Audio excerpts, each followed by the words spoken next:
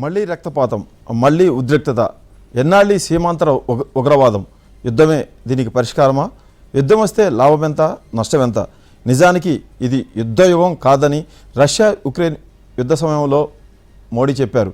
మరి ఇంతకీ ఈ పెహల్గామ్ ఉగ్రదాడిపై చర్యల విషయంలో మోడీ మదిలో ఏముంది? ఇప్పుడు ఇదే దేశవ్యాప్తంగా హాట్ టాపిక్గా మారింది. పాకిస్తాన్ను దౌత్యపరంగా ఒంటరిగా చేస్తుంది భారత్. ఇప్పటికే సింధు జలాలు ఆపేసి ఊహించిన షాక్ ఇచ్చింది భారత్. ఇక మిగిలింది వారేనా? సరిహద్దుల్లో యుద్ధ మేఘాలు కమ్ముకున్నాయా? ఇంతకీ పాకిస్తాన్కు యుద్ధం చేసే సీనుందా? ఈ అంశాలపైనే ఈరోజు ఈ డిస్కషన్. దీంట్లో మనతో పాల్గొనబోతా ఉన్నారు సీనియర్ ఐపీఎస్ అధికారిగా పనిచేసి రిటైర్డ్ అయిన జేడి లక్ష్మీనారాయణ గారు. అసలు ఈ పాకిస్తాన్కి మనకి ఉన్న ఈ గొడవలు, ఈ సీమాంతర ఉగ్రవాదం, 5 ఏళ్లకి 10 ఏళ్ళకోసారి అమాయకుల ప్రాణాలు కోల్పోతారు. దీనికి శాశ్వత పరిష్కారం ఉందా? ఇది కీలక మలుపుగా మారే అవకాశం ఉందా ఈ పహల్గామ్ దాడిలో, ఈ దుశ్చర్య అనే విషయం గురించి ఈరోజు లక్ష్మీనారాయణ గారితో మనం మాట్లాడదాం. లక్ష్మీనారాయణ గారు నమస్తే. నమస్తే చంద్రశేఖర్ గారు.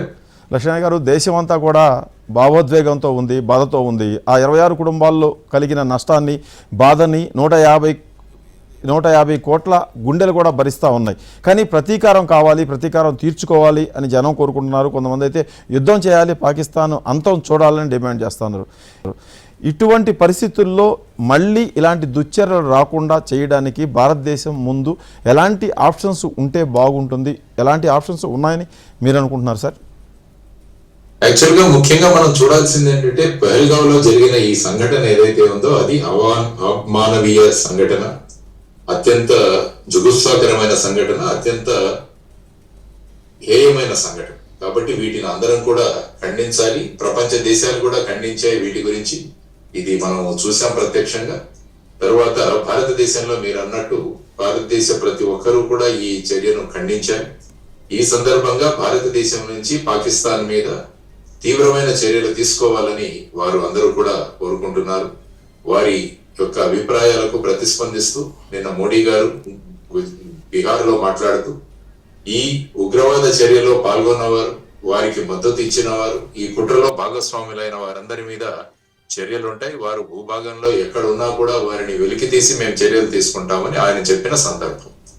ఆ తరువాత మీరు చూసుకుంటే భారతదేశానికి ఇంతకు ముందు కూడా ఈ విధమైన అనేకమైన పరిస్థితులు ఎదురయ్యాయి. మీరు భారతదేశానికి పాకిస్తాన్కి ప్రత్యక్షంగా జరిగిన యుద్ధాలు చూసుకుంటే 47-48వ సంవత్సరంలో మొదట, ఆ తర్వాత 1965లో, ఆ తర్వాత బంగ్లాదేశ్ విమోచన 1971, ఆ తర్వాత కార్గిల్. ఇటువంటి పరిస్థితుల్లో భారత్ పాకిస్తాన్లు డైరెక్ట్ గా యుద్ధంలోకి దిగాయి. ఆ తర్వాత మీరు చూసుకుంటే 2001వ సంవత్సరంలో డిసెంబర్ నెలలో మన పార్లమెంట్ మీద దాడి జరిగింది. అంతకు 2 నెలల ముందు కశ్మీర్ అసెంబ్లీ మీద కూడా దాడి జరిగింది. ఆ తర్వాత ఆ సందర్భంలో పాకిస్తాన్ కి వ్యతిరేకంగా ఆపరేషన్ పరాక్రమ్ అని భారతదేశం ఒక చర్య చేపట్టింది. సుమారుగా 10 నెలలు భారతదేశము, పాకిస్తాను వాళ్ళ బలగాలన్నింటినీ కూడా లైన్ ఆఫ్ కంట్రోల్ దగ్గర మోహరించి 10 నెలలు ఆ విధంగా ఒక టెన్షన్ వాతావరణం అక్కడ నెలకొంది. ఆ తర్వాత ఇంటర్నేషనల్ అంతర్జాతీయ మధ్యస్థంతో వారు మళ్ళా వెనక్కి తగ్గడం జరిగింది. ఆ తర్వాత మీరు చూసుకుంటే 2016 సంవత్సరంలో ఊరి అనే ప్రాంతంలో ఉగ్రవాదులు 19 మంది మన ఆర్మీ జవాన్లను వాళ్ళను హత్య చేశారు. ఆ సందర్భంగా కూడా సర్జికల్ స్ట్రైక్స్ అనేవి కండక్ట్ చేయడం జరిగింది. ఆ సందర్భంగా కూడా ఆ తర్వాత 2019వ సంవత్సరం ఫిబ్రవరి 14న పుల్వామాలో 40 మంది సిఆర్పిఎఫ్ జవాన్లను పాకిస్తాన్ సూసైడ్ బాంబర్స్ వాళ్ళు అక్కడ ఆ విధంగా ప్రాణాలు కోల్పోయారు. 40 మంది సైనికులు వారు అమరజీవులయ్యారు. ఆ సందర్భంగా కూడా ఫిబ్రవరి 26న, అంటే సుమారుగా ఒక 14 రోజుల 13 రోజుల 12 రోజుల తర్వాత సర్జికల్ స్ట్రైక్స్ జరిపి బాలాకోట్ అనే ప్రాంతంలో అక్కడ ఉన్న ఉగ్ర శిక్షణ శిబిరాలన్నిటి మీద భారతదేశం చర్యలు చేపట్టింది. కాబట్టి ఇటువంటి యాక్టివిటీస్, ఇటువంటి యాక్షన్స్ పాకిస్తాన్ ఎన్నిసార్లు వాళ్ళు చెప్పినా, వాళ్ళ మీద చర్యలు తీసుకున్నా కూడా వాళ్ళు ఈ ఉగ్రవాద చర్యలు అన్నది పాకిస్తాన్ నిలపడం లేదు. ఆ తర్వాత మనం చూసుకుంటే సివిలియన్స్ ను కూడా చాలా మందిని చంపివేసిన సంఘటనలు జరిగాయి మన దాంట్లో. ముఖ్యంగా అమర్నాథ్ యాత్ర జరుగుతున్నప్పుడు ప్రతిసారి కూడా పాకిస్తాన్ ఉగ్రవాదులు వారి మీద కాల్పులు జరుపుతున్న సంఘటనలు అనేకం మనం చూసాం. ఆ తర్వాత ఇప్పుడు కాశ్మీర్ లో మళ్ళా 370 ఆర్టికల్ తొలగించి, ఆ తర్వాత అక్కడ ఎన్నికలు నిర్వహించి మళ్ళా కశ్మీర్ పూర్వపథం మీద వస్తుంది. టూరిస్టులు చాలా ఘనంగా పెరిగారు, పెట్టుబడులు వస్తున్నాయి. మన కశ్మీర్ యొక్క తలసరి ఆదాయం కూడా పెరిగిన ఈ సందర్భంలో పాకిస్తాన్ మళ్ళా ఓర్వలేక వాళ్ళ యొక్క ఎకనామిక్ కండిషన్ ఏదైతే ఆర్థిక పరిస్థితులు చాలా దుర్లభంగా ఉన్నాయి, ఆ పరిస్థితులలో మళ్ళా వాళ్ళ ఉనికిని చాటుకోవడానికి పెహల్గావ్లో ఈ విధమైన హేయమైన చర్యను తీసుకోవడం చాలా గర్హనీయం.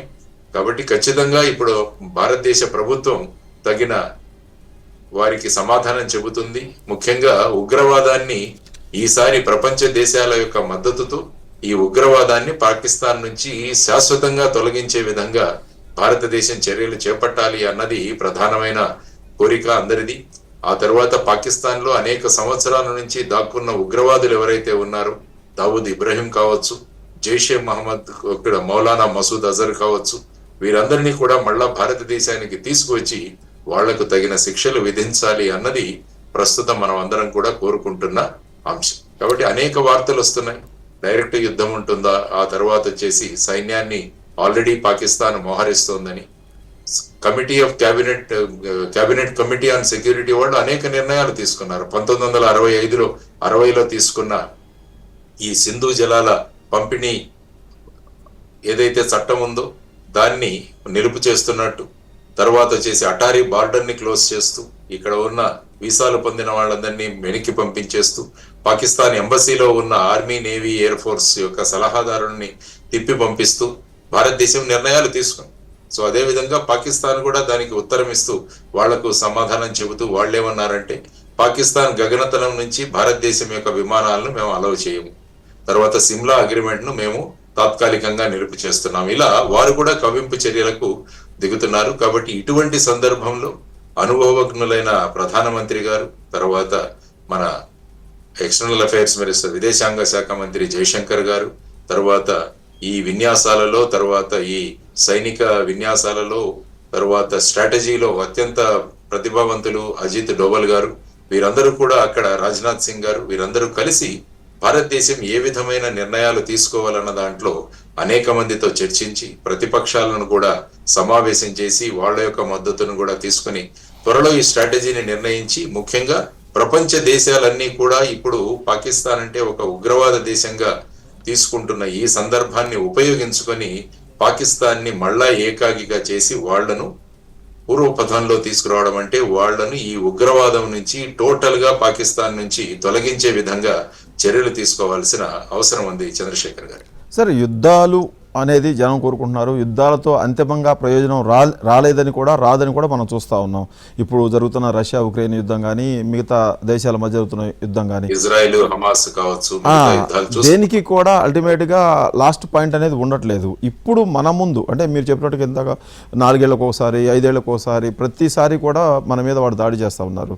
ఆ దాడి చేసిన క్రమంలో ఇది శాశ్వత పరిష్కారానికి కారణం కావాలి, శాశ్వత పరిష్కారానికి ఇది వేదిక కావాలి, ఈ సంఘటనతో ఇదే లాస్ట్ కావాలనేది ప్రతి ఒక్కరం కోరుకుంటా ఉన్నాం. కానీ అలా జరగడం లేదు. ఇప్పుడు యుద్ధం చేయడం వల్ల అలాంటి పరిష్కారాన్ని మనం ఆశించవచ్చా? పాకిస్తాన్ మీద మనం యుద్ధం చేస్తాం, వాళ్ళకంటే మనం బలంగా ఉన్నాం యుద్ధ నైపుణ్యాల్లో కానీ, యుద్ధ సామాగ్రిలో కానీ, అన్ని రకాలుగా కూడా ఇప్పుడు మన ప్రపంచ దేశాలతో పోటీ పడాలనేది మన దేశ లక్ష్యం. ఆ విధంగా ముందుకు వెళ్తా ఉన్నాం. ఇలాంటి సమయంలో యుద్ధం అనేది ఇప్పటికే నష్టపోయిన పాకిస్తాన్ కంటే కూడా ఎదుగుతా ప్రపంచ దేశాలతో పోటీ పడుతున్న మనకే ఎక్కువ నష్టం చేసే అవకాశం ఉంటుంది కదా. అవునండి, ఎందుకంటే ఇవి ప్రజల యొక్క భావోద్వేగాలు. ప్రజలు కోరుకుంటున్నారు పాకిస్తాన్ ని శాశ్వతంగా మనం అణిచివేయాలి అన్నది. ఈ ఇన్సిడెంట్ ఏదైతే జరిగిందో దాన్ని చూసిన తర్వాత ప్రతి ఒక్కరిలో వెల్లువయ్యే ఈ విధమైన అభిప్రాయం, ఆ విధమైన భావోద్వేగం. కానీ మీరు అన్నట్టు భారతదేశం ఇప్పుడు ఆర్థిక రంగంలో బ్రహ్మాండంగా ముందుకు వెళుతోంది. ఇప్పుడు 5వ స్థానంలో ఉన్న మనం త్వరలో 3వ స్థానానికి 5 ట్రిలియన్ ఎకానమీ దిశగా భారతదేశం ప్రయాణం అవుతుంది. తర్వాత భారతదేశం అంతర్జాతీయ క్షేత్రంలో తీసుకున్నా కూడా అనేక దేశాలు భారతదేశానికి దగ్గర అవ్వాలని ఎప్పుడూ కోరుకుంటున్నాయి. సో ఆ విధమైన పరిస్థితులలో యుద్ధం ఎప్పుడూ కూడా మనకు నష్టాన్ని ఎక్కువ కలిగిస్తుంది. There is no doubt. ఆర్థిక వనరులన్నీ కూడా అక్కడ మనం డైవర్ట్ చేయాల్సి వస్తుంది. ఆ తర్వాత ప్రగతి కూడా మనం తాత్కాలికంగా నిలిపివేసి, ఎందుకంటే ఈ యుద్ధం ఎన్ని రోజులు జరుగుతుంది అన్నది కూడా ఒక ప్రశ్న. మీరు చూసుకుంటే మొదటి యుద్ధం సుమారుగా 15 నెలలు జరిగింది. ఆ తర్వాత 1965లో అది 1 నెల. ఆ తర్వాత బంగ్లాదేశ్ లిబరేషన్ 14 రోజులు. ఆ తర్వాత మళ్ళా కార్గిల్ యుద్ధం కూడా చాలా రోజులు, సుమారుగా 2-3 నెలలు జరిగిన అనుభవాలు మనం చూసాం. సో ఈ విధమైన పరిస్థితులలో అక్కడ ప్రధానమైన చర్చ ఏంటంటే, మనకు ఉగ్రవాదం, ఈ టెర్రరిజం అన్నది పాకిస్తాన్ నుంచి సమూలంగా మనం నష్టం చేయాలి, దాన్ని తొలగించాలన్నది ప్రధానమైన ఉద్దేశం. దానికోసం భారతదేశ ప్రభుత్వం ఎప్పుడూ కూడా అనేక చర్యలు తీసుకుంది.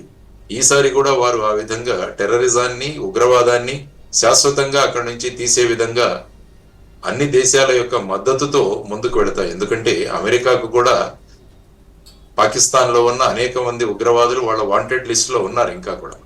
సో వారిని కూడా అమెరికన్ యొక్క సహాయంతో, తర్వాత ఎక్కడైతే వాళ్ళు దాక్కున్నారో ఆ విధమైన స్థావరాలను గుర్తించి, వాటి మీద ఏ విధంగా ఇజ్రాయెల్ అయితే హమాస్ వాళ్ళ స్థావరాలను పరిశీలించి వాటిని ఐడెంటిఫై చేసి వాటిని గుర్తించి వాళ్ళ మీద ఏ విధంగా దాడులు జరుపుతున్నారో మనం చూస్తున్నాం.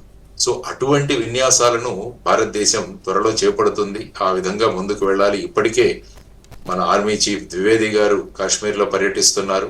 ఆ తర్వాత సైన్యాలన్నిటినీ కూడా సన్నద్ధం చేస్తున్నారు. ఆ తర్వాత ఎయిర్ ఫోర్స్, నేవీ కూడా వాళ్ళ తయారీలు అంటున్నాయి. ఎందుకంటే ముఖ్యంగా కరాచీ గాని, మిగతా గదాఫీ పోర్ట్, వీరన్నిటినీ కూడా మనం గనక కంట్రోల్లో ఉంచగలిగితే ఆటోమేటిక్ గా ఆర్థికంగా కూడా మనం పాకిస్తాన్ మీద దెబ్బతీసే ప్రయత్నం చేయాలి. ఇప్పుడు పాకిస్తాన్ యొక్క ప్రధానమైన ఎగుమతులు ఏంటంటే అక్కడి నుంచి బియ్యం మరియు టెక్స్టైల్స్, వస్త్రాలు, ఇవి అనేక దేశాలకు ఎక్స్పోర్ట్ అవుతాయి. అందువల్ల భారతదేశం వాళ్ళను ఆర్థికంగా మనం దెబ్బతీయాలంటే ఈ 2 రంగాలలో కూడా మనం ఏ దేశాలకైతే పాకిస్తాన్ ఎగుమతులు చేస్తుందో ఆ దేశాలతో సంప్రదింపులు చేసి ఈ విధమైన ఉగ్రవాదాన్ని, ఈ టెర్రరిజం ని ప్రమోట్ చేస్తున్న దేశం నుంచి మీరెందుకు తీసుకోవాలి, మేము సరఫరాలు చేయగలము అన్నది గనక మనం చేయగలిగితే ఆర్థికంగా కూడా మళ్ళా పాకిస్తాన్ ని మనం వాళ్ళను ఇబ్బందుల్లో పెట్టవచ్చు. తర్వాత వచ్చేసి ముఖ్యంగా పాకిస్తాన్ ని ఎక్స్పోజ్ చేయడం, తర్వాత పాకిస్తాన్ లో ఉన్న వ్యవసాయ రంగం ఏదైతే ఉందో దాన్ని మనం ఆపడానికి ఈ 1960లో చేసుకున్న సింధు నది ఒప్పందం ఏదైతే ఉందో వాటిని మనం నిలుపుదల చేశాం. దానికోసం ఇప్పుడు కశ్మీర్ లో కడుతున్న ప్రాజెక్టులు కావచ్చు, భవిష్యత్తులో కడుతున్న ప్రాజెక్టులు కావచ్చు, వీటన్నిటి ద్వారా ఆ నీటిని మనం నిలుపుదల చేస్తే మళ్ళా పాకిస్తాన్ ఆ విధంగా కూడా దెబ్బతింటుంది. అంటే ఈ అష్టదిగ్బంధనం అనేది చేయాల్సిన అవసరం. ఎందుకంటే ప్రతిసారి ఈ ఉగ్రవాద చర్యలతో, కవ్వింపు చర్యలతో పాకిస్తాన్ ఏ విధమైన లెసన్ కూడా, ఏ విధమైన పాఠం కూడా నేర్చుకోకుండా వాళ్ళు మళ్ళా అదే విధమైన టాక్టిక్స్ ఫాలో చేస్తున్నారు. పాకిస్తాన్ ఎప్పుడూ కూడా ప్రత్యక్షంగా యుద్ధంలో పార్టిసిపేట్ చేయడానికి కాకుండా వాళ్ళు అప్రత్యక్ష యుద్ధం, అంటే ప్రాక్సీ వార్ అన్నది వారు చేస్తూ ఉంటారు. అంటే ఇప్పుడు ఈ విధమైన ఈ ఉగ్రవాద చర్యలు, లేకుంటే భారతదేశంలోకి మాదక ద్రవ్యాలు పంపించడం, లేకుంటే భారతదేశం యొక్క కరెన్సీని, ఫేక్ కరెన్సీని అక్కడ తయారు చేసి భారతదేశ మార్కెట్ లో, విపణిలో వాటిని ఈ విధంగా సర్క్యులేట్ చేయడానికి ప్రయత్నిస్తుంటుంది. ఇది కంటిన్యూస్ గా వారు చేస్తున్న చర్యలు. ఆ తర్వాత పోతే ఒక డెమోక్రసీ అన్నది మనకు పాకిస్తాన్ లో కనపడదు. ఎప్పుడు చూసినా కూడా అక్కడ సైనిక నాయకత్వంలో వారు అధికారం చెలాయిస్తుంటారు. ప్రస్తుతం ఉన్న జనరల్ ఎవరైతే ఉన్నారో, జనరల్ మునీర్, అతని టర్మ్ కూడా ఇప్పుడు అయిపోతుంది. అతనికి మళ్ళా ఎక్స్టెన్షన్ కావాలన్న ఉద్దేశంతో మళ్ళా అతను పాకిస్తాన్ వారు ఈ విధంగా కశ్మీర్ గురించి ఈ విధమైన వ్యాఖ్యలు చేయడం, ఈ వ్యాఖ్యలను పట్టుకొని ఇక్కడ కొత్తగా వచ్చిన టెర్రరిస్ట్ ఆర్గనైజేషన్ ఏదైతే ఉందో ది రెసిస్టెన్స్ ఫ్రంట్ అని చెప్పేసి వారు ఈ విధమైన చర్యలు చేయడం, ఇవన్నీ కూడా చూస్తుంటే ఇందులో ఉగ్రవాదులను ముందుంచి దాని వెనకాల పాకిస్తాన్ ఇంటెలిజెన్స్ ఏజెన్సీ అయిన ISI, దాని వెనకాల పాకిస్తాన్ ప్రభుత్వం అన్నది ఇందులో భాగస్వామ్యం అయిందన్నది మనకు స్పష్టంగా తెలుస్తుంది. అందుకనే మోడీ గారు ఈ చర్యలో పాల్గొన్నవారు, వారి మద్దతుదారులు, వాళ్లతో కుట్ర పన్నిన వాళ్ళందరి మీద మేము చర్యలు తీసుకుంటామని వారు ప్రకటించారు. వాళ్ళ రక్షణ మంత్రి కూడా అడ్మిట్ అయ్యారు. వాళ్ళ రక్షణ మంత్రి కూడా చెప్పారు. రక్షణ మంత్రి కూడా మాట్లాడుతూ ఇవి వేరే దేశాలు మమ్మల్ని చేయిస్తున్నామని కూడా ఆయన మాట్లాడిన సందర్భం ఆయన ఓపెన్ అప్ అయ్యారు. విదేశాలు కొన్ని ఈ విధంగా మాతో బలవంతంగా చేయిస్తున్నారని కూడా ఆయన ఇతర దేశాలను ఎక్స్పోజ్ చేయడం, ఇది ఒక మంచి పరిణామంగానే భావించవచ్చు. ఆ దేశ రక్షణ మంత్రి దీన్ని అడ్మిట్ అయ్యారు కాబట్టి. చిన్న బ్రేక్ తీసుకున్నాం సార్. బ్రేక్ తర్వాత అసలు ఇప్పుడు అష్టదిగ్బంధనం ద్వారా పాకిస్తాన్ దారిలోకి తీసుకురావడానికి, మనకి ఇబ్బంది లేకుండా శత్రువుని దెబ్బతీయడానికి అవకాశం ఎంతవరకు ఉంటుందనే విషయాన్ని మనం డిస్కస్ చేద్దాం.